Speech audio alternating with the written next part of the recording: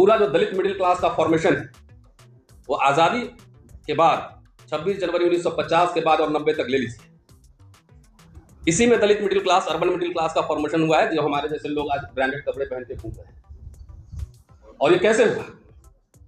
एक किताब में पढ़ रहा था, 26 जनवरी 1950 से लेकर 1982 तक 20 लाख SC/ST सरकारी कर्मचारी हो गए थे।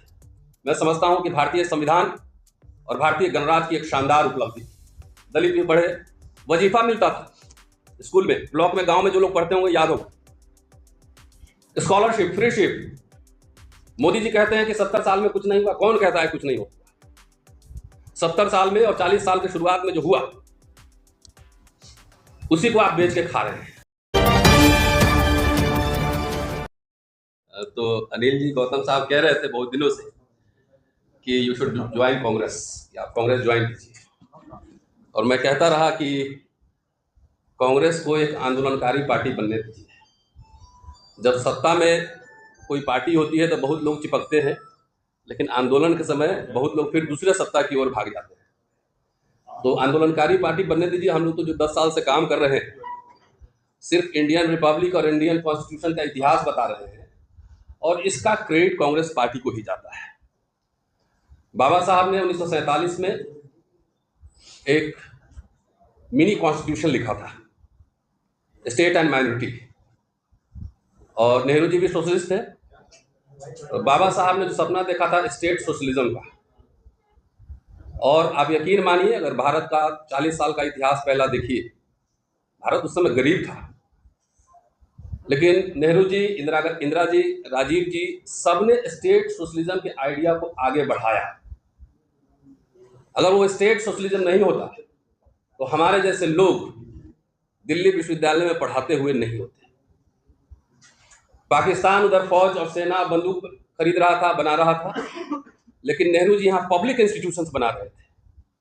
AIIMS, universities, steel plants, mining college तमाम बना रहे थे।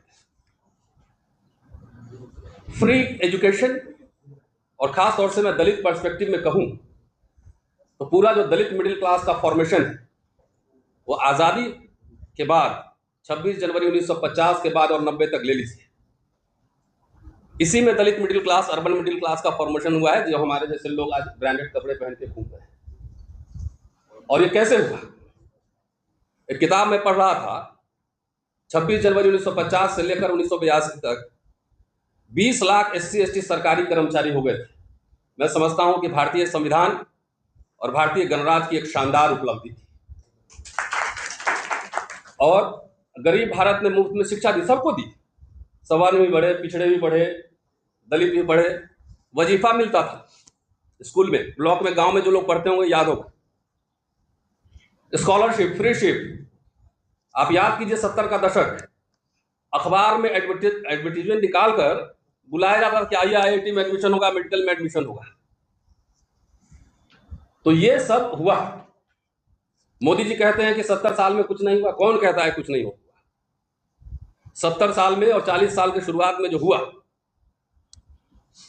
उसी को आप बेच के खा रहे हैं।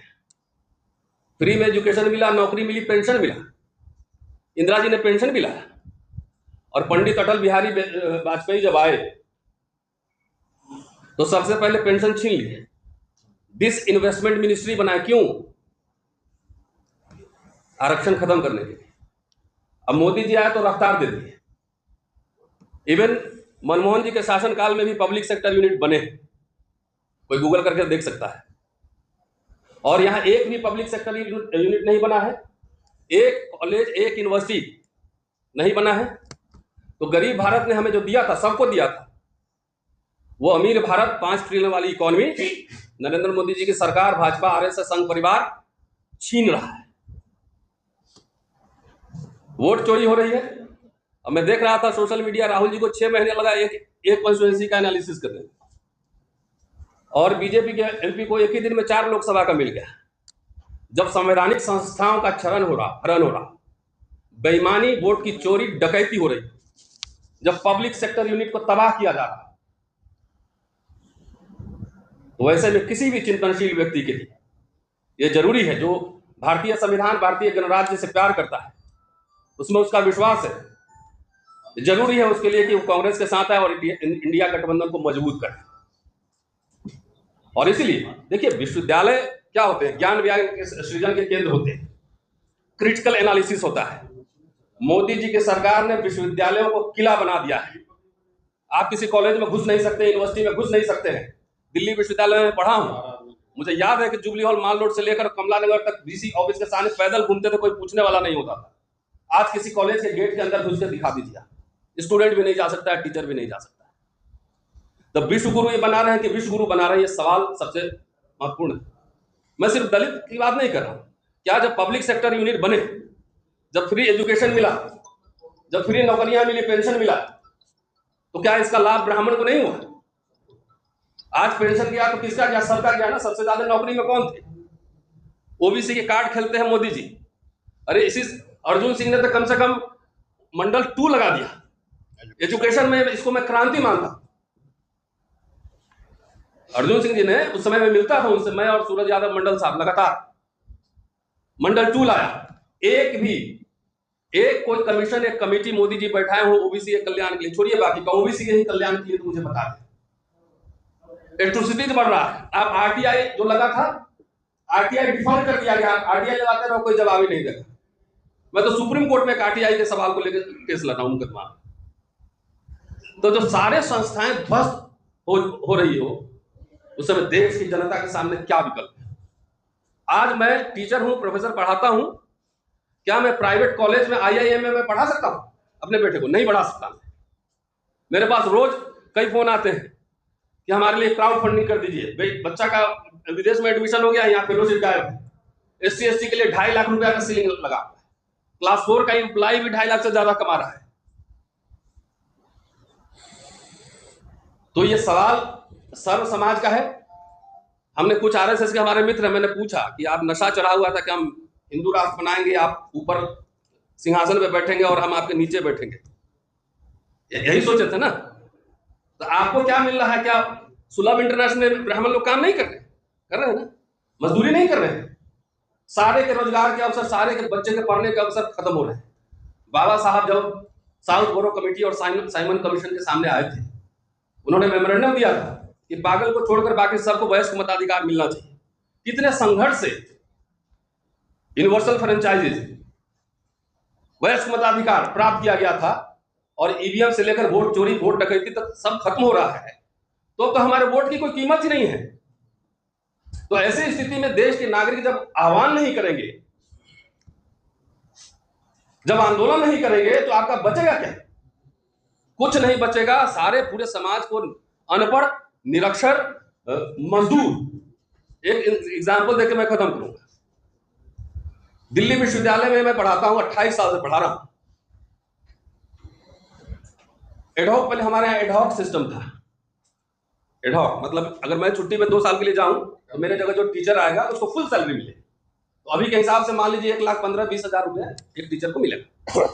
इस सरकार ने एडहॉक सिस्टम खत्म कर दिया और अब गेस्ट मतलब वेतन भोगी से दिहाड़ी मजदूर बना दिया। डेली वेजर, हर दिन का 1500 कमाइए, अब मैक्सिमम 50,000 से ऊपर नहीं जाएगा। ये क्या किसी एक समुदाय पर लागू है? ये सभी समुदाय पर लागू है। इसलिए मैं सर्व समाज को कह रहा हूं कि जो ये संघ परिवार जिसने हमला कर दिया है पूरा भारतीय गणराज्य और भारतीय संविधान पर, मुस्लिम तो आपको दिखा रहा है, लेकिन मुस्लिम निशाना नहीं है। मुस्लिम को रिजर्वेशन सुविधाएं नहीं मिली। असल निशाना आपका आरक्षण, एजुकेशन, जॉब, पेंशन सब खत्म करना है। तो जो अभी मिडिल क्लास बना था, एक जनरेशन बाद सब दिहाड़ी मजदूर बन जाएगा।